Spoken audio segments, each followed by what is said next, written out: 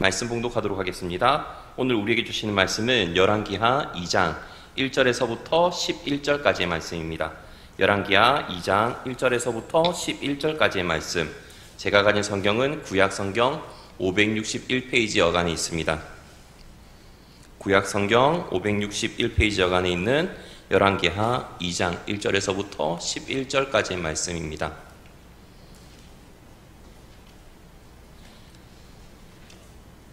다 찾으신 줄 알고 한 절씩 교독해서 읽고 마지막 절은 합독해서 읽도록 하겠습니다. 여호와께서 회오리 바람으로 엘리야를 하늘로 올리고자 하실 때 엘리야가 엘리사와 더불어 길갈에서 나가더니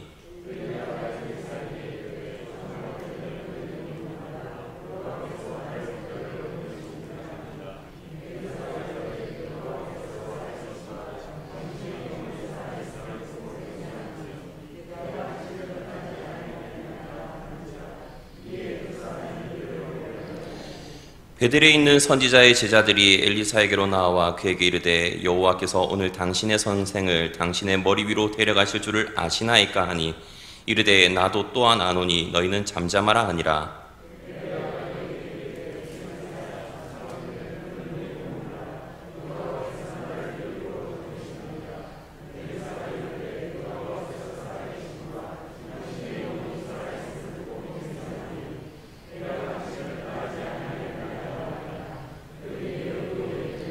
여리고에 있는 선지자의 제자들이 엘리사에게 나와 이르되 여호와께서 오늘 당신의 선생을 당신의 머리 위로 데려가실 줄을 아시나이까 하니 엘리사가 이르되 나도 아노니 너희는 잠잠하라.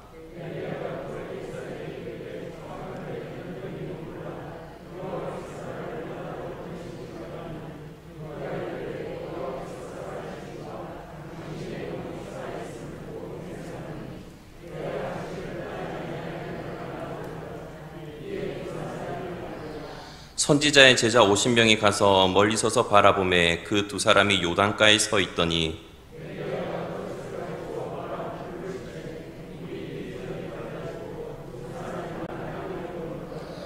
건너매 엘리야가 엘리사에게 이르되 나를 내게서 데려감을 당하기 전에 내가 내게 어떻게 할지를 구하라. 엘리사가 이르되 당신의 성령이 하시는 역사가 갑절이나 내게 있게 하소서 하는지라.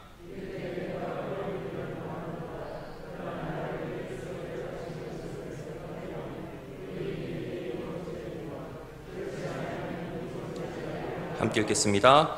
두 사람이 길을 가며 말하더니 불수레와 불말들이 두 사람을 갈라놓고 엘리야가 회오리 바람으로 하늘로 올라가더라.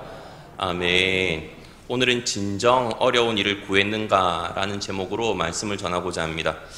사랑하는 우리 성동교회 성도님들은 세상 살아가면서 가장 어려운 일이 뭐라고 생각을 하십니까?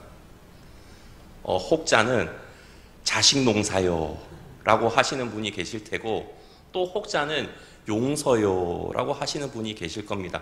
근데 제가 곰곰이 생각을 해보니까 제일 힘든 거는 성령 충만 같습니다.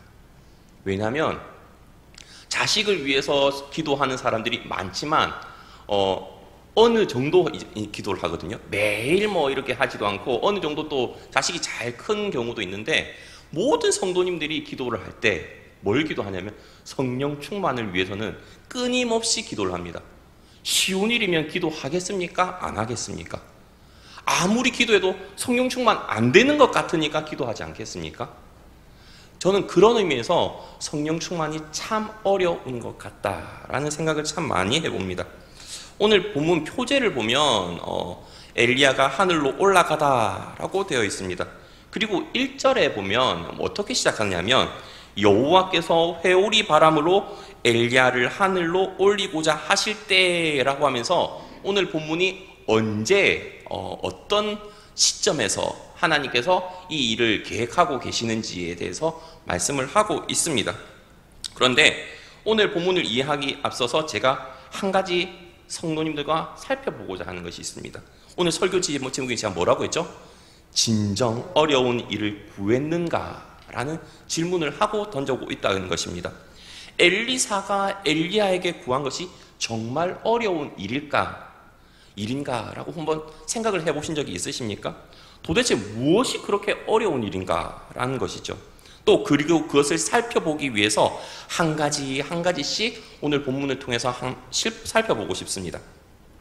오늘 본문 1절을 보면 장소가 어디로 나오느냐 하면 맨 마지막 부분에 길갈에서 나가더니라고 합니다. 바로 길갈이라는 곳입니다. 길갈에서 나갔다라고 표현을 하는데, 길갈에서 나갈 때 엘리야는 엘리사에게 뭐라고 하면서 나가는가 하면 2절에 말씀을 하고 있습니다. 청하건대 너는 여기서 머물라 라고 말씀을 하고 있고, 나를 베델로 보내시느니라 하니 엘리사가 이르되 여호와께서 살아계심과 당신의 영혼이 살아있음을 두고 맹세하노니 내가 당신을 떠나지 아니하겠나이다 하는지라 라고 되어 있습니다.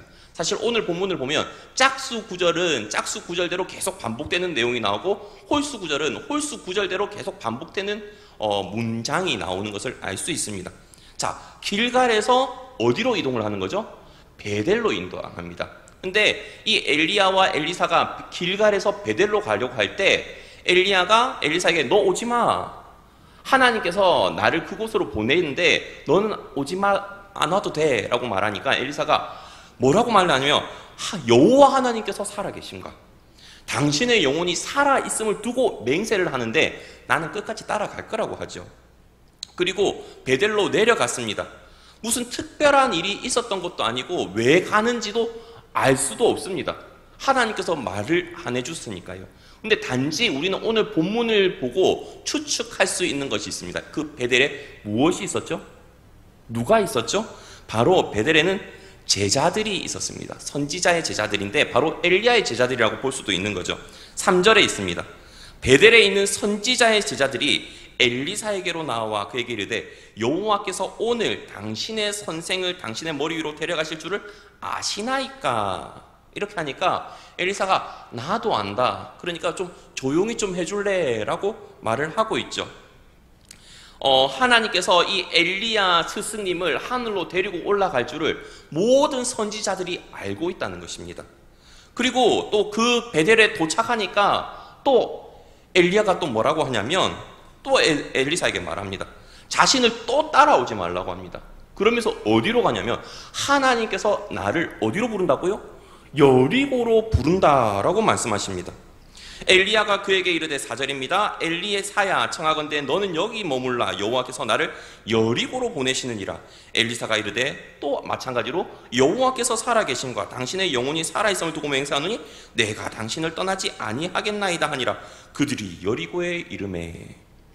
하나님이 엘리야를 다시금 여리고로 부르시기 때문에 자신이 다시 여리고로 가야 되는데, 참 이 부분을 보면 제가 만약에 엘리사라면 마음이 어려웠을 것 같아요. 왜 어려우냐면 사실 그 본문 나중에 지도를 보면 확실히 아실 수 있는데요, 엘리사가 엘리야의 말을 듣습니까? 안 듣습니까? 안 듣습니다. 스승님이, 선생님이 너 나 따라오지 말고 가만히 있어 라고 말을 하면 제자 입장에서는 그 말을 들어야 되잖아요. 근데 꼭 말 안 듣는 자식처럼 절대 말을 안 듣고 3번이나 자신을 끝까지 따라오고 있다는 것입니다. 그리고 여리고에도 또 무엇이 있었죠?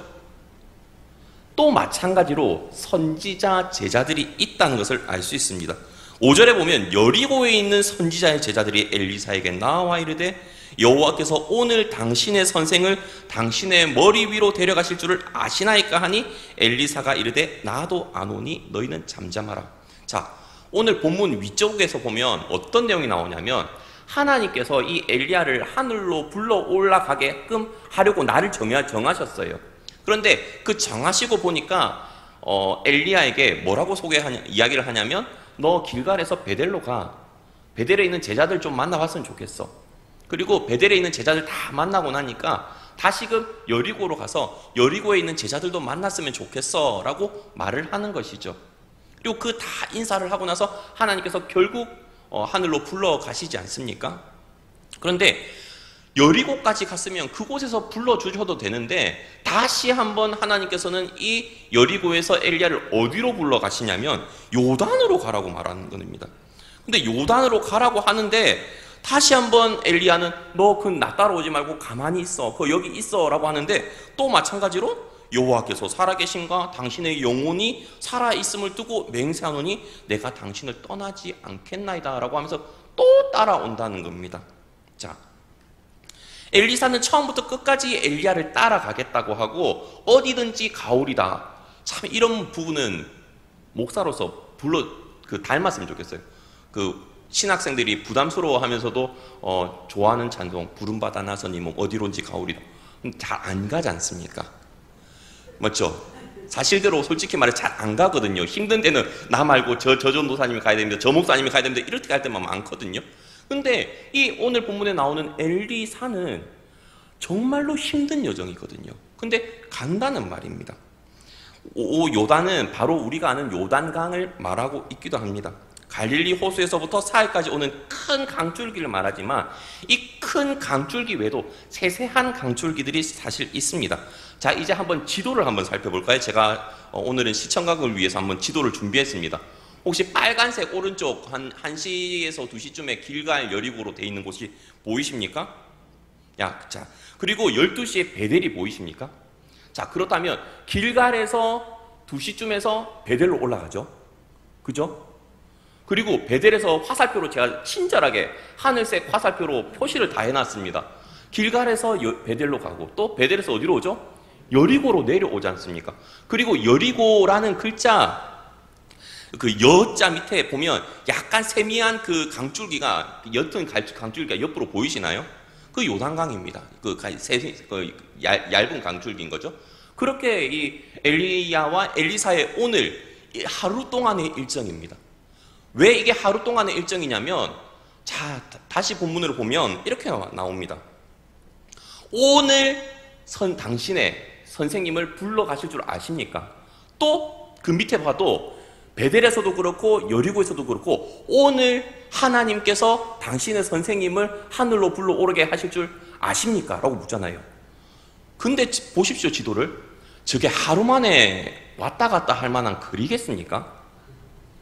아니잖아요. 예를 들자면 여기서 제가 해운대까지 걸어가라고 해도 제 나이에 평지에 걸어가는 것도 아이고 힘들어서 못 걷겠는데요 할 것 같아요. 제가 제1회 광안리 불꽃축제 때 광안리에서 서면까지 걸어갔거든요. 몇 시간이 걸렸는지 모릅니다. 물론 그때는 제1회였기 때문에 모든 도로가 주차장이었죠. 내 의지와는 상관이 없이 다른 사람들 모든 사람들이 걸어갔어요, 그날. 그러면서 내가 여길 왜 왔을까라고 하면서 2회 때부터 쳐다보지도 않았어요. 그곳이 바로 불꽃축제입니다. 그런데 그 정도 거리가 아니지 않습니까? 아무리 작게 잡아도 길갈에서 베델에서 여리고, 그리고 여리고에서 요단까지는 30km가 아무리 작게 잡아도 30km에서 40km가 넘는 거리거든요. 그런데 엘리야가 나이가 적습니까? 많습니까? 적은 나이가 아니라는 겁니다. 많은 나이에 그까지 걸었으면 지칠만도 하지 않습니까? 저는 그런데 그 거리를 다 따라갑니다. 어지간한 거리가 아니죠. 그런데 그 거리를 다 따라서 옵니다. 참 너무 대단하지 않습니까? 저는 만약에 엘리사라면 선생님이 길갈에서 베델까지 갔을 때 이해를 하겠어요.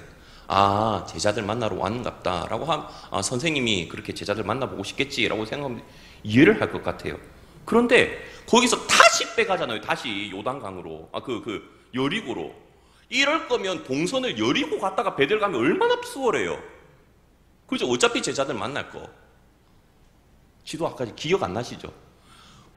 길갈에서 여리고는 조금만 내려오면 되고, 조금 내려왔다가 베델 가면 한 반에 그렇게 뺑 너무 큰 도로 안 돌아도 되는데 너무나도 뺑뺑이 돌리는 것 같아 보이잖아요. 그죠? 저만 공감하시는 겁니까? 그런데 이 엘리사는 자기가 그렇게 뺑뺑이 돌아도 엘리야에게 불평불만 못합니다. 왜냐하면 엘리야가 오지 말라고 했는데 끝까지 따라온 사람이 자기거든요. 그죠? 불평불만하고 싶어도 내가 왜 이 고생을 하는가 이해는 안 되지만 본인이 따라 나섰기 때문에 불평불만도 할 수가 없다는 거예요. 자, 그런데 그렇게 요단까지 따라옵니다. 요단을 간데 그 요단에 섰을 때 제자들이 저 멀리서 여리고에서 내려다봅니다. 아, 스승님이랑 그리고 엘리사가 저 요단강가에 서 있구나 라면서 저 밑을 바라보고 있습니다. 그리고 그때 이제 엘리야가 말하죠. 하나님께서 나를 하늘로 데려 올라가시기 전에 네가 내한테 구하는 게 있으면 한 가지 말해봐라 라고 말을 하죠. 그러니까 이 엘리사가 무엇을 구합니까? 당신의 성령이 하시는 역사가 갑절이나 내게 있게 하소서라고 구한다는 것입니다. 그런데 그것을 구하는데 이 엘리야가 뭐라고 하냐면 어려운 것을 구하는도다 라고 말을 하는 거죠. 왜 어렵다라고 하시는지 이해가 되십니까? 우리는 많이 그 성경을 좀 아시고 또한 설교로 말씀을 좀 들으신 분들 같은 경우는 이 갑절이나 구한 것이 엘리사의 영감 곱하기 2배가 아닙니다. 엘리사의 영감의 2배를 구한 것이 아니라 엘리사의 영적인 장자권을 요구한 것입니다. 다른 제자들은 다 일씩 가지더라도 당신이 가진 그 장자의 목, 장자에게 축복해주는 그 권한, 그 축복을, 영적인 그 축복을 내게 갑절을 달라고 요구를 한 거라는 겁니다.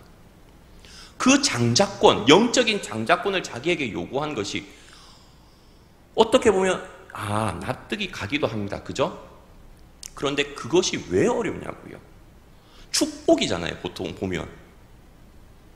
아닙니까? 보통 자기 자식들한테 축복해줄 때 너는 생고생할 것이며 그렇게 안 하지 않습니까? 맞잖아요. 네가 열을 고생하면 이를 거둘 것이고 이렇게 말 안 하지 않습니까? 하나를 심더라도 열을 거두고, 맞죠?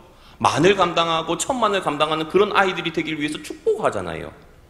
그런 장자의 축복, 그거를 받기를 원하는데 이 엘리야는 엘리사에게 어려운 것을 구한다 라고 말을 하고 있다는 것입니다.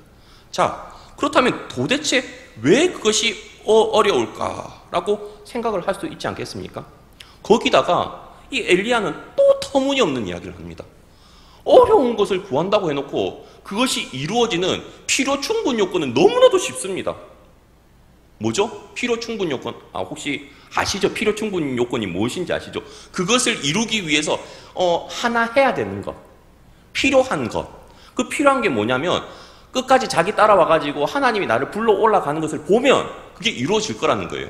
지금까지 하루 종일 생고생한 거는 그게 더 힘들었거든요, 사실.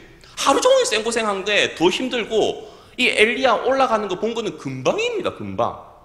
맞잖아요. 네? 지금까지 하루 종일 걸었던 거에 비하면 지금 조금 있다가 엘리야 스승이 올라가는 거 보는 거는 일도 아니에요. 너무나도 어려운 것을 구한다고 해놓고 그것을 충족시킨 요건은 더 어려워야 되잖아요, 원래라면. 어려운 그것을 구한다고 했으면 필요 충분 요건도 이룰 수 없는 거죠. 내가 하늘로 올라갈 때 저 한 1000m 상공에서 내 그 겉옷을 던졌을 때 그것을 받으면 그럼 이해하겠어요. 받을 수 없으니까. 그럼 그것을 이루어지리라고 이해가 되는데 그것을 보면 너무나도 쉽다는 거예요. 왜 엘리야가 이렇게 말을 하고 또한 그렇게 필요 충분 요건은 너무나도 쉬운데 왜 어려운 것을 구한다고 성경은 이야기를 했을까? 생각을 하신 분이 계시면 혹시 손 들어 주시겠습니까? 저밖에 없습니다. 그렇기 때문에 제가 목사를 하고 있는 겁니다. 자, 그렇다면 엘리야가 생각하기로 자신의 상속권, 영적인 장자권을 이어나가는 게 어렵다는 말이겠죠. 그죠? 그렇다면 왜 영적인 장자권을 이어나가는 게 어렵다고 말을 했을지 한 가지 또 사진을 더 준비했습니다. 한번 보시겠습니까?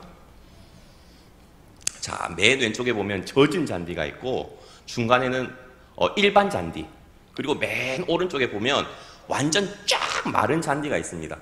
이 영국의 기상학자가 이 실험을 했는데요. 왼쪽 위에 보면 가뭄 후 비가 오면이라는 물음표가 혹시 있는 게 보이시나요? 물 한 컵을 완전히 밀봉해가지고 딱 땅에 대고 하나, 둘, 셋 해가지고 밀봉했던 걸 딱 뺐을 때, 자, 어느 컵에서 물이 가장 빨리 빠졌을 것 같습니까? 자, 1번 젖은 잔디다 생각하시는 분 한번 손 들어 주십시오. 자, 젖은 잔디다.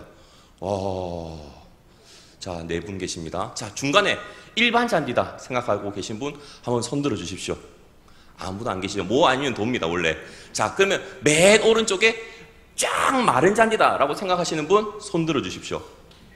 자, 저도 그렇게 생각을 했습니다. 마른 잔디니까 얼마나 말랐으면 물이 들어왔을 때 아이구나 좋다 좋다 이러면서 확 빨아들였을 것 같아요. 근데 그렇게 했으면 제가 이 이야기를 하겠습니까? 결과는 충격적입니다. 맨 왼쪽에 젖은 잔디는 불과 9초 만에 1, 2, 3, 4, 5, 6, 7, 8, 9초 만에 물이 다 빠져버립니다. 일반 잔디는 53초가 걸립니다.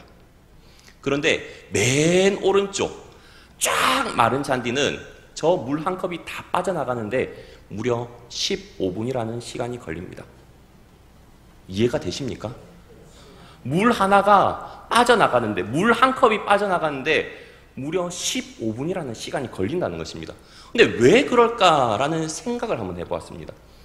곰곰이 생각을 해보니까 바짝 마른 그 땅은 너무나도 바짝 마르다 보니까 이게 쪼그라든 거예요. 틈이 하나도 없이, 물 하나 빠져나갈 틈이 없이 쫙 압축시켜 놓은 거예요. 이해가 되세요? 그러니까 물이 왔을 때 빠져나가지를 못하는 거예요. 그래서 완전히 가물었을 때 비가 오면 홍수가 난다는 거예요. 왜 가물었을 때 비가 오면 이 너무나도 땅이 좋아야 되는데 홍수가 나고 물이 넘칠까? 그 의문에서 이 실험이 된 겁니다. 그런데 맨 왼쪽에 젖은 잔디는 땅이 축축히 젖어 있다 보니까 아이고 풀어지는 거예요. 그죠? 물이 많이 스며드니까 물 사이의 공간, 흙 사이의 공간이 넓어지면서 어떤 물이 흘러오더라도 빠져나갈 공간이 있게 되었다라고 말해주고 있다는 것입니다. 자, 그렇다면 이것을 성령 충만이라는 개념으로 한번 받아주십시오. 우리가 성령 충만이라고 날마다 기도하지 않습니까? 그런데 우리 마음 가운데 정말로 하나님의 은혜가 젖어 있지 않으면 바짝 마른 상태에 있다고 가정을 했을 때 하나님의 말씀이 막 선포된다고 하면 우리가 그걸 받을 수 있겠습니까? 없겠습니까? 못 받는다는 거예요.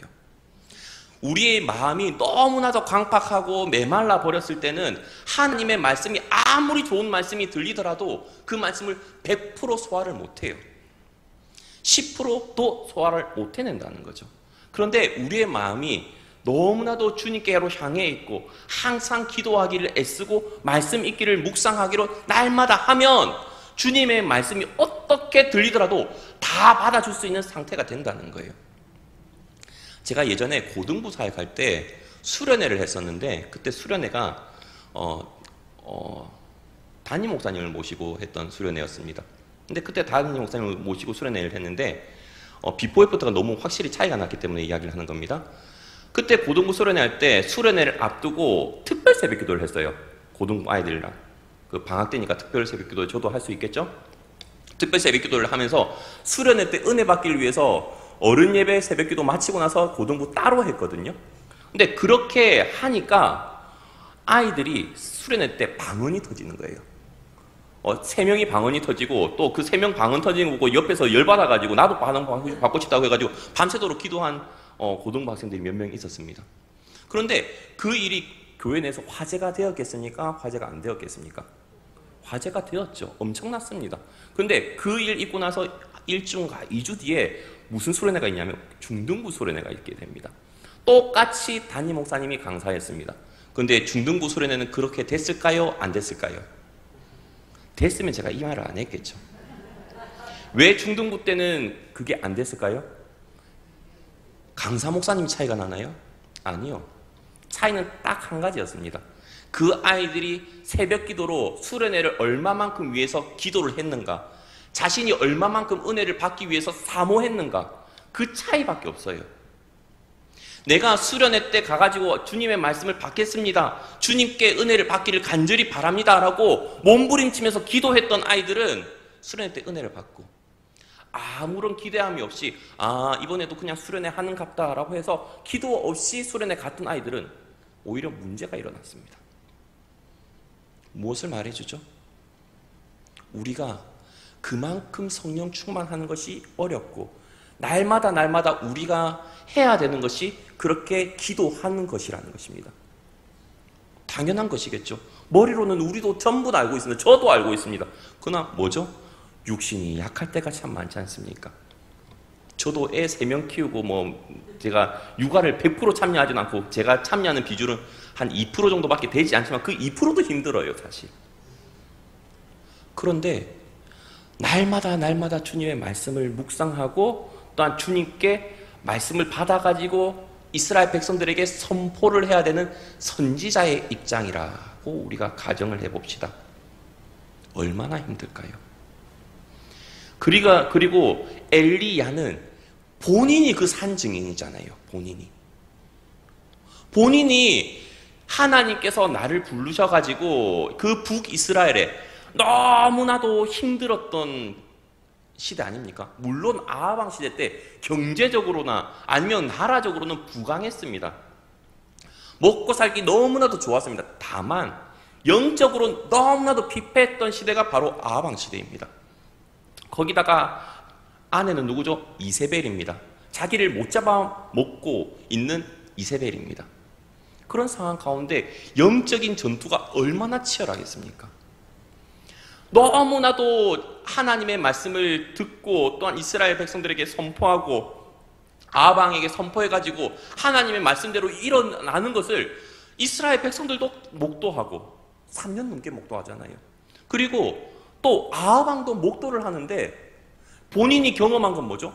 하나님께로 돌아온 걸 경험했나요? 아니면 오히려 하나님을 오히려 더 떠나고 하나님을 미워하는 그런 것들을 봤나요? 하나님은 우리를 선민 백성이라고 해놓고 왜 우리한테 물도 안 내려주냐고 오히려 원망불평하던 이스라엘 백성들. 아하방도 너 내 눈에 띄면 죽어 이렇게 하지 않습니까? 그런 상황 가운데 바알과 아세라 선지자 아무리 많은 사람과 싸워서 이기면 뭐합니까? 본인 느끼기에는 이세벨이 너 내 눈에 띄면 죽을 거야 라고 서슬이 버릇게 눈 뜨고 있는데 말입니다. 그것을 경험하다 보니까 본인도 한번 탈진되지 않습니까? 그죠? 우리 성도님들 아시지 않습니까? 그렇게 위대한 선지자인 엘리야조차도 탈진이 온단 말입니다. 하나님께 온갖 능력을 다 받았습니다. 못하는 일이 없었습니다. 사람이 할 수 없는 일, 정말로 초자연적인 일까지 다 이뤄냈던 그 선지자가 바로 엘리야 선지자입니다. 근데 본인이 경험했던 거죠. 뭐죠? 영적인 철저한 무기력함까지도 경험을 해봤던 사람이 바로 본인이었다는 거예요. 그런데 누가 그것을 원하죠? 바로 자기가 아끼는 제자인 엘리사가 원한다는 것입니다. 사실 엘리야는 엘리사를 그렇게 뺑뺑이 돌릴 필요가 없었습니다. 왜냐하면 하나님께서 이 엘리야에게 먼저 엘리사를 지명해가지고 너 수제자야. 네 다음 세대 선지자는 바로 엘리사야 라고 하면서 엘리사를 본인이 직접 찾아가가지고 너 나 따라와 선지자 될 거야 라고 말했던 사람이 바로 엘리야고 또 하나님이 콕 지명해서 이름까지 말해줬던 사람이 엘리사입니다. 그런데 그 엘리사에게 3번이나 뺑뺑이 돌린 것, 그죠? 저는 오늘 본문을 보면서 뭐가 생각이 나냐면 그게 생각이 났어요. 예수님께서 매 부활하시고 나서 베드로에게 나 사랑하니? 내 양을 먹이라. 너 정말 나 사랑하니? 내 양을 치라. 너 정말 나 사랑하니? 내 양을 먹이라. 3번 반복하시잖아요. 참 예수님처럼 인격적으로 뺑뺑이 안 돌리고 말로 하면 얼마나 편해요. 그죠? 근데 엘리야는 엘리사를 그렇게 뺑뺑이 돌리고 하루 종일 걷게 만들고 산타게 만들고 저는 등산은 절대 못합니다. 그런데 그렇게 하고 나서 필요 충분 조건은 너무나도 쉽게 하면서 자신의 길을 잇게 한다는 것입니다. 왜죠? 그만한 각오 없이는 해낼 수가 없기 때문입니다. 그죠? 생각을 해보십시오. 아직까지 아하방은 서슬 시퍼렇게 살아 있습니다. 이세벨도 마찬가지고요. 그런 상황 가운데 본인이 어떻게 해야 될까요? 영적으로 충만해야 되고 체력도 강해야 되고 영성도 강해야 되고 항상 성령 충만해야 이 모든 것들을 감당하지 않겠습니까? 마찬가지입니다. 우리 성도님들은요. 여기가 좋사오니 할 때가 있는 반면에 여기에 만족하면 안 될 때도 있지 않습니까? 힘들고 어려울수록 기도해야 되고 힘들고 어려울수록 주의 뜻을 쫓아야 되는 게 성도 아닙니까? 그게 그리스도인 아닙니까? 말로만 혀로만 성령 충만 구하면 뭐합니까? 뭘 위한 성령 충만인데요? 엘리사처럼 정말로 엘리야의 영적인 그 장자권을 얻어가지고 정말로 이 백성, 영적으로 죽어가는 이 백성을 하나님께로 인도해내기 위한 그 사명을 감당하기 위한 처절한 몸부림입니까? 아니잖아요. 성령 충만이 내 먹고 잘 살기 위해서 성령 충만 구하는 경우가 얼마나 많이 있습니까? 저는 오늘 본문을 통해서 엘리사의 마음을 좀 본받았으면 좋겠습니다. 너무나도 하루 종일 쌩고생하고 그럼에도 불구하고 내가 그 엘리야의 영적인 장자권을 얻으려고 하는 이유가 무엇일까? 이 망해져가는 이 북이스라엘, 물론 그때 당시 경제적으로 풍요했지만 영적으로 말입니다. 참담하지 않겠습니까? 나 아니면, 그리고 하나님께서, 여호와 하나님께서 엘리야 선생님을 직접 나에게 보내가지고 내 뒤를 잇겠다고 말씀하셨다면 내가 당연히 이 뒤를 이어야 되지만 어떤 마음가짐으로써 그 뒤를 이어야 될까? 주님이 스승님을 불러 올라가게 하시기 전에 그것을 얻고 싶은, 해답을 얻고 싶은 마음 간절하지 않았을까요? 저는 우리 성도님들도 그렇고 저도 그렇고 정말로 성령 충만을 구하는 이유가 엘리사와 같은 이유였으면 좋겠습니다. 너무나도 힘든 시대를 살아가고 있지만 이 시대를 보면서 우리 마음은 어떤가요? 그냥 경제 안 좋구나. 경제를 위해서 기도하고 나라를 위해서 기도하고, 근데 영적으로 피폐해져가고 죽어져가고, 울산 같은 경우는 학교 내에서 동성애 교제 눈뜨고 보지 못할 정도인데, 우리 부산도 마찬가지죠. 그런 상황 가운데 우리의 다음 세대들 마음이 아프십니까? 모르셨잖아요. 그런 상황을 보고 가슴 아파하며 엘리사와 같이 우리의 다음 세대들은 어떻게 합니까? 이 나라 어떻게 합니까? 하고 가슴 아파하며 선배들의 믿음이 우리에게 잘 계승되기를 기도하십니까? 우리 부모님 시대는, 저희 할아버지 할머니 시대는 교회 지키다가 멍석말이 당한 분이 저희 할아버지세요. 진주의 아주 큰 교회의 초대 장로님이셨기도 하고요. 그런 분들도 계세요. 물론 저희 할아버지뿐만이 아니라 여기 계신 분들의 다 부모님, 할아버지, 할머니 다 그러신 분들이시겠죠. 그런데 그 믿음이 계승됐냐고요. 저희 아버지만 해도 아직까지도 헌금 내실 때 은행 가세요.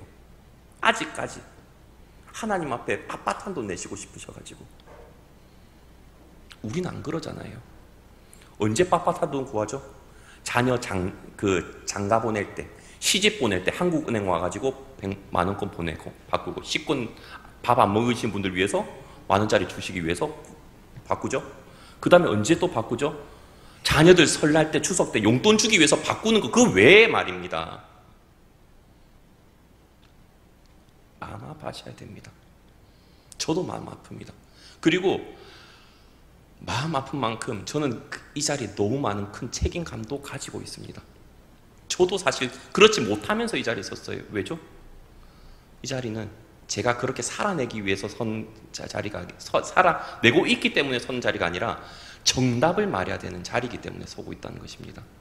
그렇기 때문에 저도 노력하고 우리 성동교회 성도님들도 정말로 성령 충만해서 선조들의 영적인 장자권을 받아서 이 악한 세대를 위해서 울 수 있고 하나님께 영광을 돌릴 수 있는 복된 성도님들 되시기 바랍니다.